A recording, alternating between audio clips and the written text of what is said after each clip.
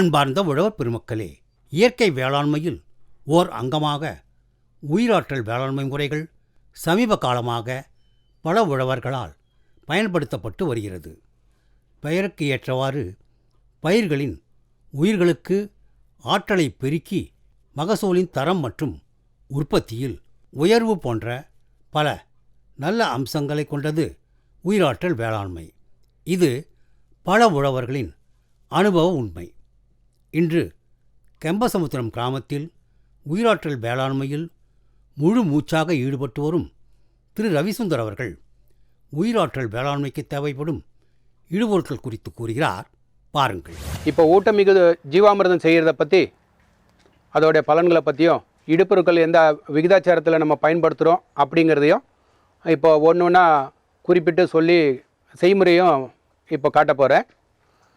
இந்த 200 லிட்டர் ஜீவாமிர்தம், அதாவது ஊட்டமிகு ஜீவாமிர்தம் நாங்கள் குறிப்பிட்றோம். இதை உயிராற்றல் வேளாண்மை இடுபொருளையும் இதில் கலக்கிறதுனால ஊட்டமிகு ஜீவாமிர்தம் குறிப்பிட்றோம். அந்த வகையில் 200 லிட்டர் பேரலில் செய்யக்கூடிய கொள்ளளவு கொண்ட அந்த ஒரு பேரலுக்கு இடுபொருட்கள் நாட்டு பசுமாட்டு சாணம் 10 கிலோங்க, நாட்டு பசுமாட்டு கோமியம் 10 லிட்டரு, இரு இலை தாவர பயிர் மாவு 2 கிலோ, நாட்டு வெல்லம் அல்லது நாட்டு சர்க்கரை 2 கிலோ, அது தவிர சாண மூலிகை உரம் சிபிபின்னு சொல்லக்கூடியது 1 கிலோ, கொம்பு சாண உரம் பிடி 500 அப்படின்னு குறிப்பிடக்கூடியது 100 கிராமு, அது கூட நம்ம நிலத்தில் இருக்க புத்தோடைய மண் அல்லது நிலத்து வரப்பு மண், இதையெல்லாம் சேர்த்து இப்போ செய்முறையாக காட்ட போகிறோம். தண்ணியில் இப்போ சாணத்தை போட்டு கரைக்கிறாரு. 10 கிலோ சாணம், பசுமாட்டு புத்தம்புது சாணம். இப்போ சாணம் கலந்தாச்சு, இதில் கோமியத்தை ஊற்ற போகிறாரு. இப்போ சாண மூலிகை உரம் சொல்லக்கூடிய சிபிபியும் கொம்பு சாண உரமும் போட்டு கரைக்க போகிறோம். இது கொம்பு சாண உரம் 100 கிராமு, அது சாண மூலிகை உரம் 1 கிலோ கோமியத்தில் போட்டு கரைக்குது. இந்த கொம்பை போட்டு இடவளமாக நல்லா சுற்றி இந்த டைனாமிக் செய்யணும். இது உயிராற்றல் வேளாண்மைக்குரிய இடுபொருளுங்கிறதுனால கொம்பு சாண உரமும் சாண மூலிகை உரமும் தண்ணியில் இந்த தண்ணி கலக்கிறதுக்கு பதில் இப்போ நம்மகிட்ட இந்த கோமியத்தில் கலக்கியிருக்கிறோம். கலக்கி அதை நல்லா இடவளமாக சுற்றுறோம். 2 கிலோ நாட்டு வெல்லம் இடுபொருளோடய சேர்த்து கரைக்கிறோம். உழுவல் மாவு கொள்ளு மாவோட 2 கிலோ அதையும் இதிலேயே கலக்கிறோம். இந்த புரதச்சத்து இது அதில் இருக்க நுண்ணுயிர்களை அதிகரிக்கிறதுக்கும் அதோடைய உணவாக இது பயன்படுது.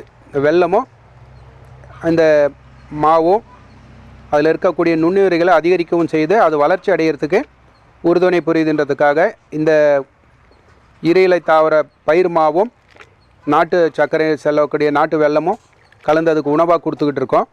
இது எல்லாத்தையும் செய்து அங்கே ஒரு 170-80 லிட்டர் தண்ணி இருக்குது. அதில் இது எல்லாமே கலந்து இதை ஒரு 6லேருந்து 7 நாள் வரையிலும் காலை மாலை 2 வேளையும் கலக்கி விடணும் ஹேர் சர்க்குலேஷனுக்கு. அப்படி கலக்கி விடும்போது நுண்ணுயிர்களோட பெருக்கம் அதிகரிக்குது. அந்த மாதிரி நுண்ணுயிர் பெருக்கங்கள் அதிகரிக்கும் போது நம்மளுடைய தாவரங்களுக்கு இலை வழி தெளிப்பானுக்கும் சரி வேர் வழி பாசனத்துக்கும் நல்ல வளர்ச்சி ஊக்கியாக இது பயன்படுது. இது முடிந்த அளவுக்கு இருக்கிறதுலே இடுபொருட்களில் ரொம்ப செலவு கம்மியானது. இப்போ புத்து மண் அதில் கலக்க போகிறோம். புத்து மண்ணும் வரப்பு மண்ணும் சேர்த்து கலந்து இருக்கிறது, அதையும் சேர்த்து இதில் கலக்கிறோம். கலக்கிட்டு இப்போ இதெல்லாம் கொண்டு போயிட்டு அங்கே ஊற்ற போகிறோம். 200 லிட்டர் பேரலில் ஊற்றி அதில் கலக்க போகிறோம். கலக்கிட்டு அதை எப்படி பாதுகாத்து பராமரிக்கணுன்றதை இப்போ காட்டுறேன். இப்போ இந்த 200 லிட்டர் பேரலில் ஆல்ரெடி நாங்கள் 170 லிட்டர் தண்ணியை இதில் நிரப்பி வச்சுருக்கோம். இப்போ அந்த சாணப்பாலை கரைச்சி இருக்கிறது எடுத்து ஊற்ற போகிறாரு. இதுதான் தேவராஜின்னு சொல்லிட்டு என்னுடைய பணியாள் இங்கே இருக்கவர். இந்த உயிராற்றல் வேளாண்மையெல்லாம் ரொம்ப நல்லா அவருக்கு பயிற்சி கொடுத்துருக்கோம். அதனால் அவருக்கு இதெல்லாம் அத்துப்படி. அடுத்து கோமியம், சாண மூலிகை உரம், கொம்பு சாண உரம், வெல்லம், பயிர் மாவு இதெல்லாம் சேர்ந்து புத்து மண்ணோடு சேர்த்து கலந்துருக்கிறது. அதை ஊற்றுறோம். இப்போ நம்ம ஊற்றிட்டோங்க. இதுக்கு இப்போ கலக்க வேண்டியதை கலக்கிட்டு இது குறைய இருக்கிறத இதுக்கு ஃபுல்லாக பச்சை தண்ணி ஊற்றி நிரப்பிட்டு இது மேலே மூட வேண்டியது மட்டும்தான் இருக்கிறது. இப்போ இது இடவளமாக சுற்றும். அப்படி இந்த சுற்றும் போது சுழி வரும். இதில் இந்த மாதிரி சுழிச்சு சுழன்று இது சாதாரண நிலைக்கு வந்ததுக்கப்புறம் இதோட எதிர் திசையிலும் அதே போல் சுற்றணும். இப்போ இதோட எதிர் திசையில் சுற்றுறோம். இடமிருந்து வளமாக இந்த சுழற்சி இப்படி வர அளவுக்கு சுற்றிட்டு கொம்பு எடுத்துடணும். இந்த மாதிரி ஒரு நாள் ஒன்றுக்கு காலையில் 3 டைம் இடப்பக்கம் பாகமாகவும் வலபாகமாகவும் அப்படி சுற்றிட்டு அதுக்கப்புறம் மேலே கொசு எதுவும் போகாமல் இருக்கிறதுக்கு இது மேலே சுத்தமாக வேடு கட்டி வைக்கணும். அது எதுக்குன்னா ஈயும் கொசுவும் இது மேலே வந்ததுன்னு சொன்னால் முட்டை இட்டதுன்னா இது பலனற்று போகும். இதில் புழுக்கள் வந்துடும். புழுக்கள் வராத அளவுக்கு இருக்கணும். வெயில் படக்கூடாது. வெயில் பட்டதுன்னா இதோட நுண்ணுயிர்கள் வந்து அழிஞ்சிடும். அதிலிருந்து மேத்தேன் வாயு உருவாகும். அந்த வாயு வெளியேறதுக்காக தான் இந்த சுழற்சியும் நுண்ணுயிர்கள் பெருக்கத்துக்காக வேண்டி இதை பயன்படுத்துறது. இது போல் காலை மாலை சுற்றும் போது இதில் இந்த நுண்ணுயிர்கள் பல்கி பெருக்கும் போது அதில் வர வாயு வெளியேற்றத்துக்காக இதை சுற்றுறோம்.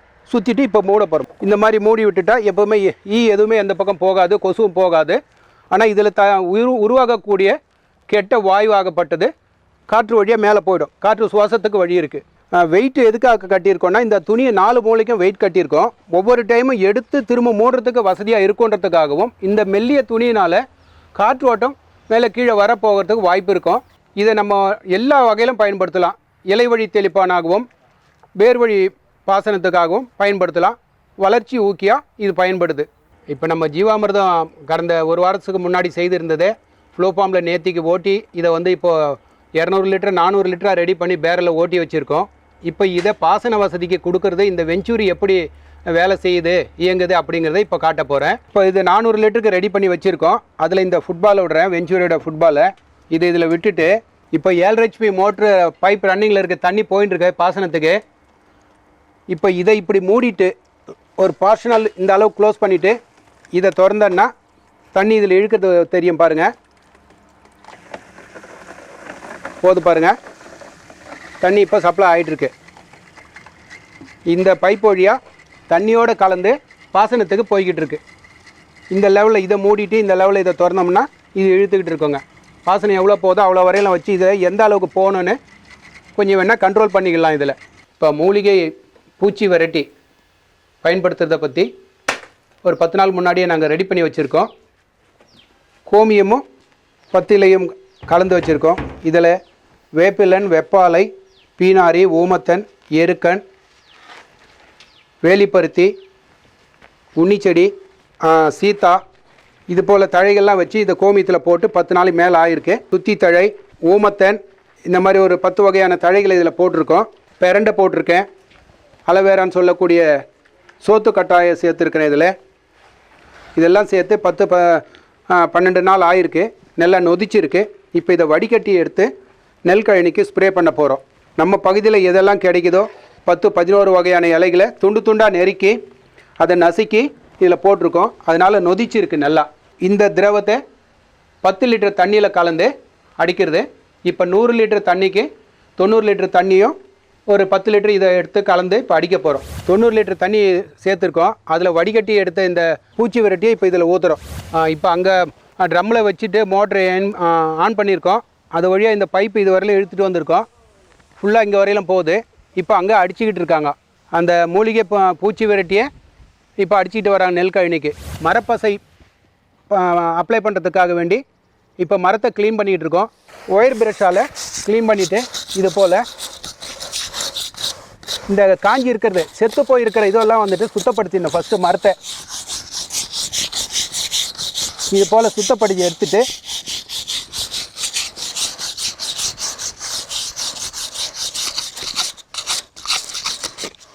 இந்த இரும்பு பிரஷில் சுத்தப்படுத்தினோம்னா மரம் சுத்தமாயிடும்.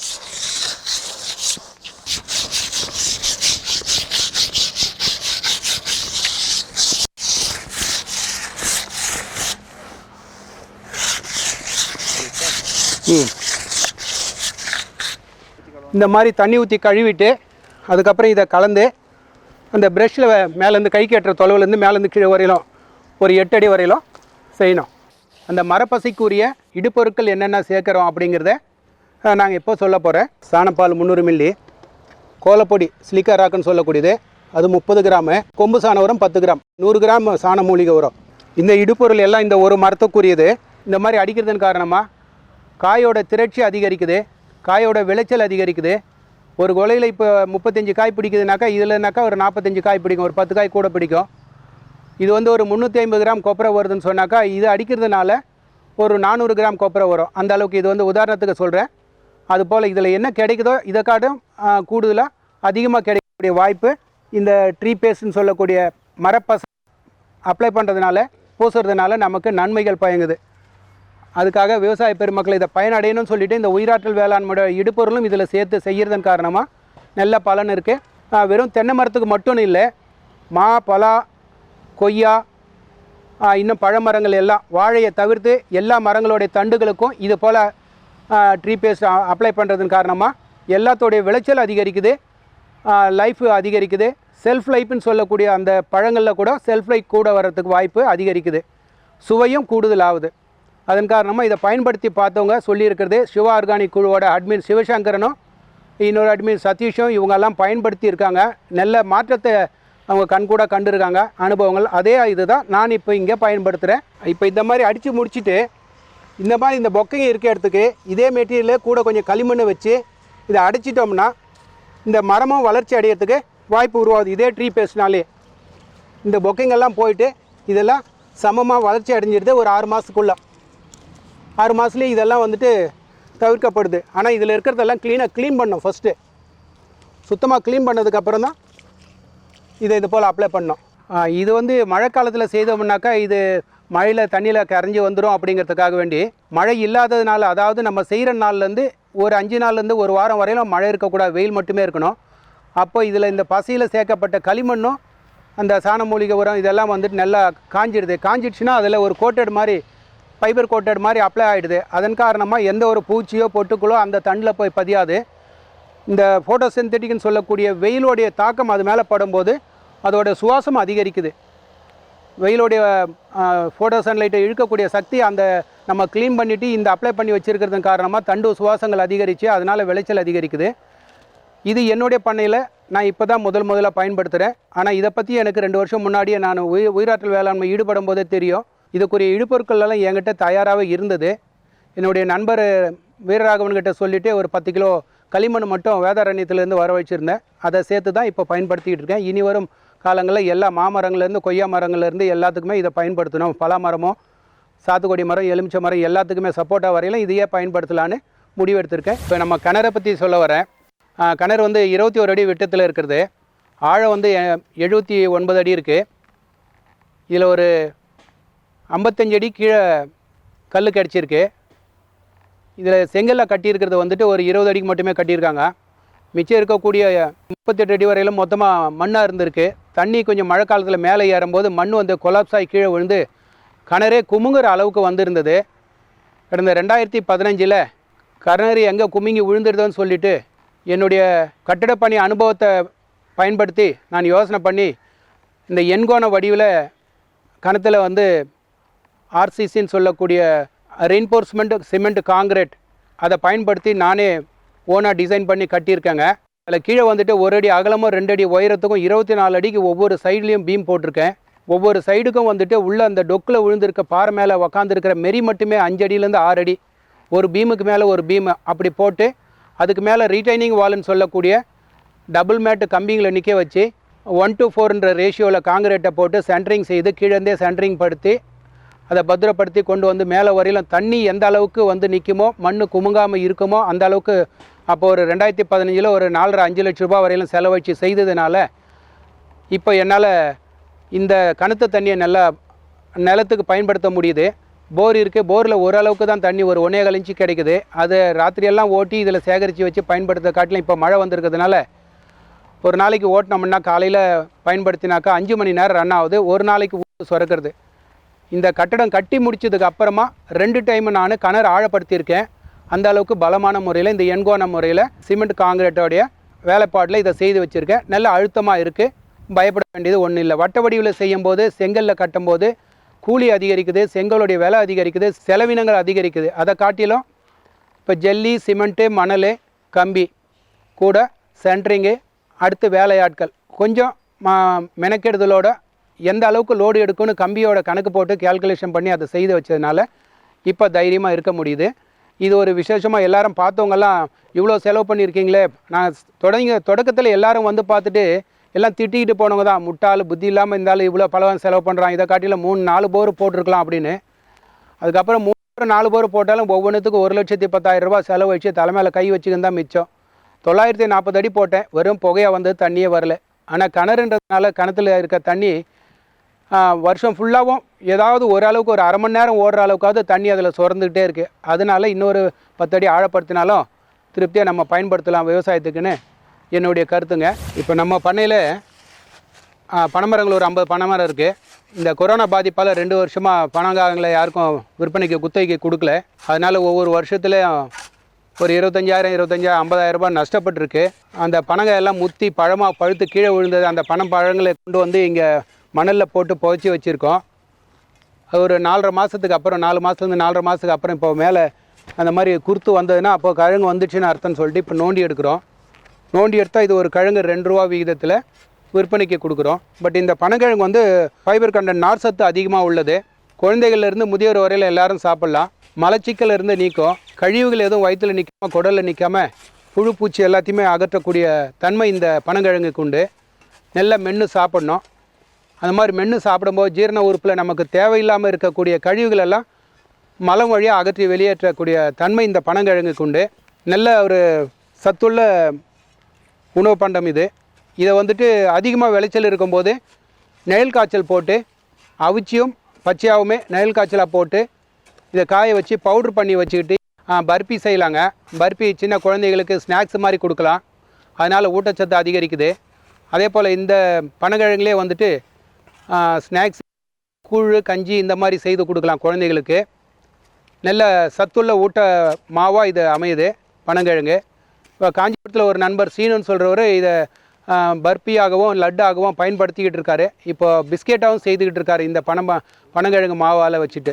இப்போது தென்னை மரம் ஒரு 25 மரம் இருக்குது. அதில் இருக்க தேங்காவெல்லாம் எடுத்து வச்சு தேங்காய் எண்ணெய் ஆயில் எடுக்கிறதுக்காக வேண்டி இது சமையலுக்கு பயன்படுத்தக்கூடியதாக ஆர்கானிக்கில் உள்ளதை இந்த மாதிரி காய வச்சு கொப்பரை ஆக்கிட்டு இதை தேங்காய் எண்ணெயை எடுத்துகிட்டு தேங்காய் எண்ணெயை வந்து சமையலுக்கு பயன்படுத்துறதுக்கு முக்கியமாக ஆர்கானிக்கில் விரும்பக்கூடியவங்களுக்கு மட்டும் கொடுக்குறோம். 1 லிட்டர் 350 ரூபான்னு கொடுத்துக்கிட்டு இருக்கோம். இப்போ அதுக்காக வேண்டி இவ்வளோ நாளாக மழை அதிகமாக பேஞ்சிட்டு இருந்ததுனால வெட்டல. இப்போ வெயில் காலன்றதுனால இப்போ வெட்டியிருக்கிறோம். இதை ஒரு வாரம் காய வச்சுட்டு எடுத்து மரச்செக்கில் கொடுத்து ஆட்டி ப்ராசஸ் பண்ணி ஆயில் வச்சு இது பண்ணணும். இதில் சல்ஃபர் எல்லாம் ஒன்றும் சேர்க்கறதில்ல காய வைக்கிறதுக்காக. இயற்கை முறையில் வெயிலில் மட்டுமே காய வச்சு இதை கெட்டுப்போன கொப்பரை தேங்காயெல்லாம் தனியாக ஒதுக்கிட்டு நல்லா இருக்கிற தேங்காய் மட்டும் தரம் பிரித்து இதை மட்டுமே தனியாக ஆடுறோம் சமையலுக்காக பயன்படுத்துறதுக்கு. இப்போ இது காங்கிரேஜ் இனம் பசு. இது நம்மக்கிட்ட வந்து 2 கண்ணுக்குட்டி போட்டிருக்கு. 2மே காளை கன்று. முதல் போட்ட கன்று அது 2 வருஷம் முடிஞ்சிருக்கு. இது 2வது போட்டி இப்போ ஒரு 6 மாதம் ஆகிருக்கு இந்த கண்ணுக்குட்டி போட்டு. இப்போ இது கறவையில் தான் இருக்குது. அடுத்து அந்த ஆடு இனங்கள் 2 வந்து தலைச்சேரி ஆடுங்க. அது என்னுடைய நண்பருடைய வளர்ப்புக்காக அவர்கிட்ட கொடுத்துருக்கேன். நண்பருடைய பசங்க 2 பேர், ஒருத்தன் கௌதம் ஒருத்தன் நிதிஷ்னு சொல்லிட்டு. அவங்க ரொம்ப பிரியமாக கேட்டதன் காரணமாக அவங்களுக்கு கொடுத்துருந்த ஒரு குட்டியும் ஒரு ஆடும். இப்போ அந்த குட்டி வந்து பெரிய கடாவாக ஆகிட்டுருக்கு. ஆடு இப்போ இன்னொரு குட்டி போட்டிருக்கு அவங்கக்கிட்ட போயிட்டு. தலைச்சேரி ஆடுகள் ஒருங்கிணைந்த பண்ணையமாக அப்படியே பராமரிக்கிறதுக்காக வேண்டி இது மட்டும் வச்சுட்டு இருக்கோம். முன்னாடி அதிகமாக இருந்தது, எல்லாத்தையும் குறைச்சிருக்கேன். இப்போது இந்த காங்கிரேஜ் பசுவோட பால்லேருந்து A2 மில்கில் தயிர் செய்து தயிர்லேருந்து வெண்ணெயை கடைஞ்சி எடுத்து வெண்ணெயை உருக்கி நெய்யாக உருவாக்குறோம். அது HDL நெய்யின்னு சொல்லிட்டு குட் கொலஸ்ட்ரால் உள்ள நெய்யாக உருவாகுது. இன்றைக்கி நம்மளுடைய நாட்டு மாட்டு பால் தயிராக்கி தயிரை கடைஞ்சி வெண்ணெய் எடுத்து வெண்ணெயை உருக்கி நெய்யாக்குறது. இதை A2 மில்கோட நெய் அப்படின்னு சொல்கிறோம். இதில் வந்து HDLன்னு சொல்லக்கூடிய குட் கொலஸ்ட்ரால் இருக்குது. இதை தான் நெய்யினே குறிப்பிடணும். அதோடைய செய்முறை விளக்கம் இப்போ தயிர் கடையிறதை பற்றி காட்ட போகிறோம். 6 லிட்டர் பாலில் காய்ச்சி பொறைக்கு ஊற்றி வச்சுருக்கிறது. இப்போ 4.5 லிட்டர்லேருந்து 5 லிட்டர் வரையிலும் தயிர் ஆகிருக்கு. அந்த தயிர் எடுத்து ஊற்ற போகிறோம். என்னுடைய தங்கச்சி செய்கிறாங்க.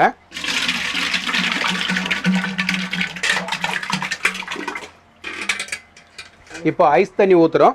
வெண்ணெய் திரண்டு வர்றதுக்காக வேண்டி 1 பாகம் தயிருக்கு 1 பாகம் தண்ணி ஊற்றிட்டு அதுக்கப்புறம் இன்னொரு 1/2 பாகம் தண்ணியை ஊற்றி ஐஸ் தண்ணியை சேர்த்து ஊற்றிட்டு மொத்தத்தில் 2 பாகத்தில் வச்சு கடைய போகிறோம்.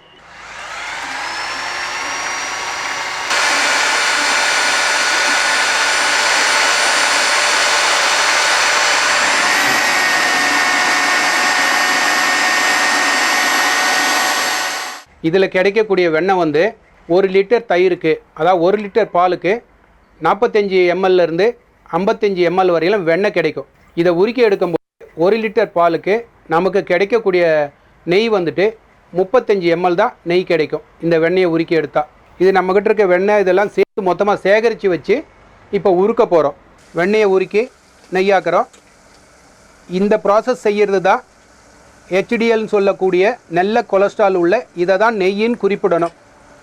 பசும்பாலில் கிருமி எடுத்து அதிலிருந்து உருக்கி எடுக்கக்கூடிய நெய்யை வந்து ஃபேட் ஆயில் தான் குறிப்பிடணும். அது வந்து எல்டிஎல்னு சொல்லக்கூடிய கெட்ட கொலஸ்ட்ரால் உள்ள நெய். அதெல்லாம் வந்து மார்க்கெட்டில் கிடைக்கிறது 650 ரூபாலேருந்து 800 ரூபா வரையிலும் கிடைக்குது. மில்க்லேருந்து எடுக்கக்கூடிய ஃபேட் ஆயில் தான் அதை குறிப்பிடணும். இது வந்துட்டு பாலை தயிராக்கி தயிரை கடைஞ்சி எடுத்து அதிலேருந்து வெண்ணெயை எடுத்து உருக்கி இந்த நெய்யை எடுக்கிறது வந்து எங்களுடைய அடக்கமே வந்து நாங்கள் விற்கிறது 2000 ரூபா ஒரு லிட்டர்னு விற்றுக்கிட்டு இருக்கோம். குழந்தையிலேருந்து வயது முதிர்ந்தவர்கள் வரையில் எல்லாரும் சாப்பிட்லாம். இதனால் எந்த ஒரு பக்க விளைவோ கொலஸ்ட்ராலோ பிபியோ எதுவும் வராது. இது A2 மில்கால் உருவாக்கப்பட்ட நெய். இதுதான் ப்ராப்பராக நெய்யின்னு சொன்னாக்கா இதை தான் குறிப்பிடணும். பசும் பால்லேருந்து பச்சை பால்லேருந்து க்ரீமை எடுத்து அதிலேருந்து உருவாக்கி கொடுக்குறதோ, பால் ஏடுலேருந்து எடுத்து அதுலேருந்து வெண்ணெயை உருவாக்கி கொடுக்குறது, வெண்ணெய் எடுத்து அதுலேருந்து நெய் கொடுக்குறது, அதெல்லாம் வந்துட்டு கெட்ட கொலஸ்ட்ராலை உருவாக்கக்கூடியது. இது வந்து நல்ல கொலஸ்ட்ரால் உருவாக்கக்கூடியது. இதில் வரக்கூடிய கொலஸ்ட்ரால் வந்து குட் கொலஸ்ட்ரால்னு சொல்லக்கூடிய HDLன்னு சொல்லக்கூடியது. பசும்பாலில் பச்சைப்பால்லேருந்து எடுத்து அந்த க்ரீம்லேருந்து உருவாக்கி கொடுக்கக்கூடியது எல்டிஎல்னு சொல்லிட்டு பேட் கொலஸ்ட்ரால்னு சொல்லக்கூடியது. அது வந்து ஃபேட் ஆயில்னு குறிப்பிடலாம், பட்டர் ஆயில்னு குறிப்பிடலாம். அதை தவிர்த்து கீன்னு குறிப்பிடறதுக்கு வாய்ப்பு இல்லைங்க. இருந்தாலும் இன்றைக்கி பரவலாக எல்லா இடத்துலையும் அந்த கீன்னு சொல்லிவிட்டு இந்த பசும்பால்லேருந்து எடுக்கிற க்ரீமு தான் விலை மலிவாக கொடுக்குறாங்க.